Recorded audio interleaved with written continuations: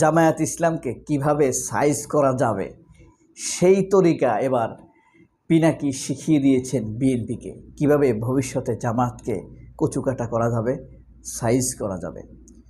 জামায়াত ইসলাম এই পৃথিবীতে, শুধু বাংলাদেশে না, একটি বিরল দল, অসাধারণ শৃঙ্খলা সম্পন্ন এবং রাজনৈতিক ইসলামকে ধারণ করে সারা পৃথিবীর সমস্যাগুলোকে ইসলামের আলোকে সমাধান করবে, এই মোটো নিয়েই তারা তাদের রাজনীতিটা করে।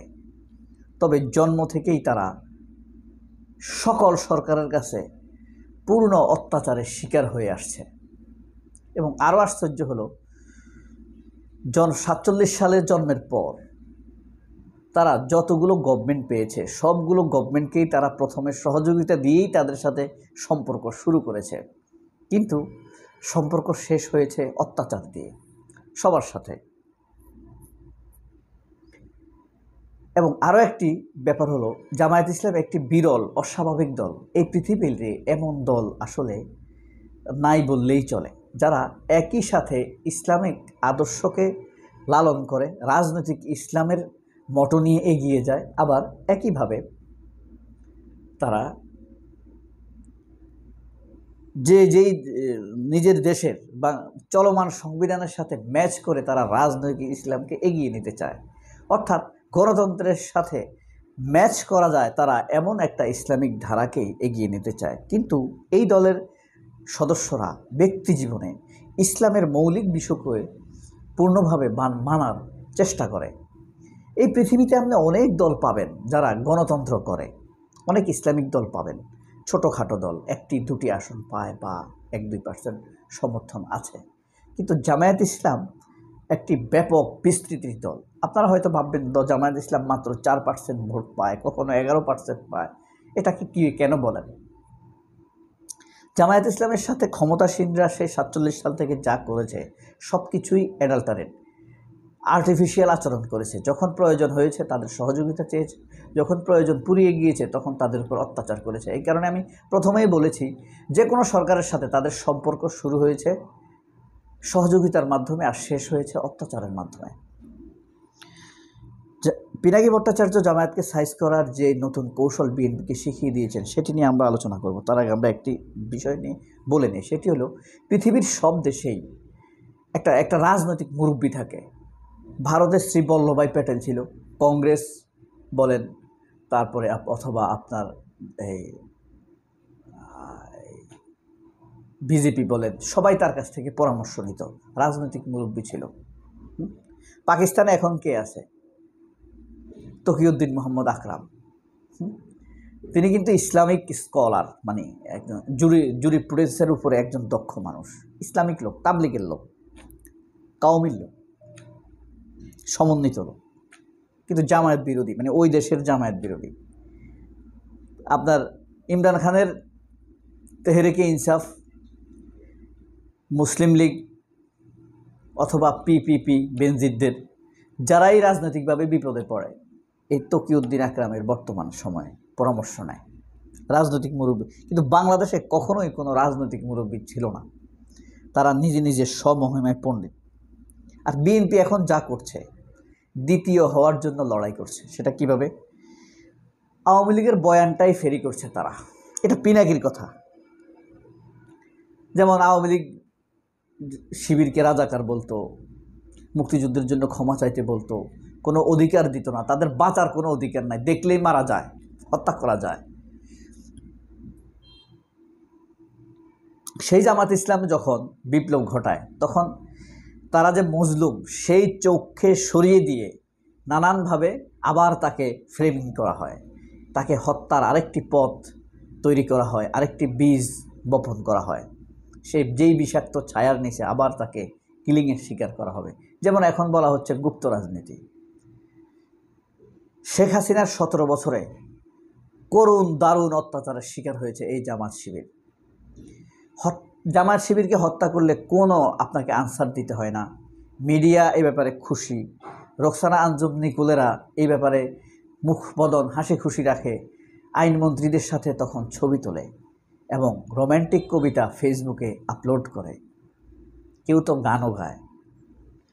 এটাই ছিল জামাতের উপরে অত্যাচারের সেলিব্রেট করার এক উপশম তথাকথিত রাজনৈতিক এবং সুশীলদের বা সাংবাদিকদের। সেই জামাত ইসলাম সবচেয়ে বেশি ভূমিকা রাখলো সেই অত্যাচারী সরকারকে হটানোর জন্য। এখানে কোনো সন্দেহ নাই, জামাত ইসলাম সবচাইতে বেশি ভূমিকা রাখছে। শুধুমাত্র বিদ্রোহ বিরোধের পতাকাটা তুলে দিয়েছে এনসিপির বা বৈষম্য বিরোধীদের হাতে, এই আর কিছু না। আপনি মনে রাখবেন, এই কোটা বিরোধী আন্দোলনের বীজ বপন করেছে কারা? সেই আপনার 92 সালে জামায়াত ইসলাম, শিবির, তারাই প্রথম কোটা বিরোধী আন্দোলন শুরু করেছে। এটা এক এক সময় নেতৃত্ব টেনেছে, নতুন নেতৃত্ব এসেছে গিয়েছে। ওয়াকারুজ্জামান খুব গুটু করছে, কিভাবে তাকে সেফটি দেওয়া যায়, এটাও তো একটা ভাবার বিষয়। তো জামায়াত ইসলামের এই যেভাবে সাইজ করতে হবে সেটা হলো মূলত আপনি এক জায়গায় আঘাত করলেই হয়ে যাবে।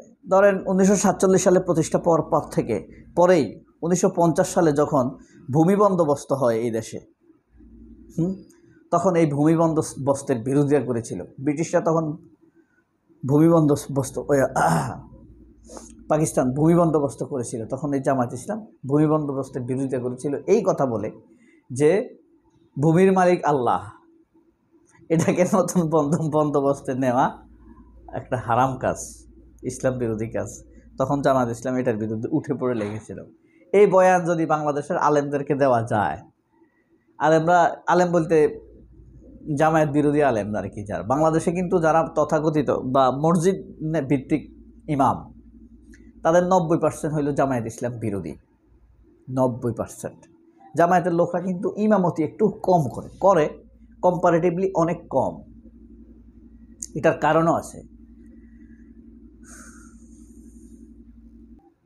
ব্রিটিশরা যখন এই দেশ থেকে যায়, ভারত পাকিস্তান দুটি দেশটা হয়েছে না, ভারত পাকিস্তান, এটার বিরোধিতা করেছিল জামায়াত ইসলাম। মানে বিরোধিতা করা সম্ভবত এটা তাদের অভ্যাস, জেনেটিক অভ্যাসে পরিণত হয়েছে। ব্রিটিশরা চলে যাবে, সেখানেও বিরোধিতা করছে। এরপরে আপনার ভারত পাকিস্তান আলাদা হবে, সেখানেও বিরোধিতা করছে তারা। আর 71-এও বিরোধিতা করছে। সেটা আমরা জানি না কীভাবে, কারণ ইতিহাসে লেখা আছে এইভাবে। এই ব্যাপারগুলোর সামনে আনা যেতে পারে জামায়াতের বিরোধিতা করার জন্য। ওই আবার যেটা বললাম, 1950 সালে ভূমি সংস্কার আইন, এটার বিরোধিতা করেছিল জামায়াত ইসলাম। তিতুমিরের বাঁশের কেল্লা, যে রাজনৈতিক ইসলাম, জামাত এটার বিরোধিতা করেছিল। অথচ বাঁশের কেল্লাকে এখন যেভাবে জামাত লালন করে, এটা খুবই আশ্চর্যজনক। তো এই জিনিসগুলো পিনাকি স্মরণ করাই দিয়েছেন এদেশের মানুষকে, বিএনপিকে। এখন বিএনপি মসজিদের পালিত ইমামদেরকে দ্বারা জামায়াতের বিরোধিতা করা এবং তাদের রাজনৈতিক জনপ্রিয়তা, ভোটের মাঠের জনপ্রিয়তাকে ধ্বংস করে দিতে পারবে। পিনাকি কি এটা ভালো করলো? একদিক দিয়ে ভালো করেছে। তারা পিনাকি মূল জায়গায় চলে গিয়েছে, জামায়াতের ঐতিহাসিক ভুলগুলোর কাছে চলে গিয়েছে। এগুলোর সমালোচনা করার দরকার। একচ্ছত্র না আপনার। যেমন জামায়াতের সবচাইতে জ্ঞানী সিদ্ধান্ত কি ছিল জানেন? সবচাইতে ভালো সিদ্ধান্ত কেয়ারটেকার গভর্নমেন্ট প্রণয়ন করা, আমার জানা মতে, আমি যা পড়ছি। দ্বিতীয় ভালো সিদ্ধান্ত আমার মতে সেটা হলো 91 সালে বিএনপিকে সহযোগিতা করা। বিএনপি উপকারীর উপকার স্বীকার করে না, অকৃতজ্ঞ, সেটা বিএনপির চরিত্র, সেটা রেজাল্ট আল্লাহ তাদেরকে দিচ্ছে। 91 সালে জামায়াত বিএনপিকে সহযোগিতা করে খুব ওয়াইজ ডিসিশন নিয়েছে, জ্ঞানী সিদ্ধান্ত নিয়েছে। একইভাবে আপনার তত্ত্বাবধায়ক সরকার প্রণয়নের মাধ্যমে সহযোগিতা, এটা একটা বড় হেল্প করেছে। আর 71-এ কি জামায়াত সঠিক সিদ্ধান্ত নিয়েছে?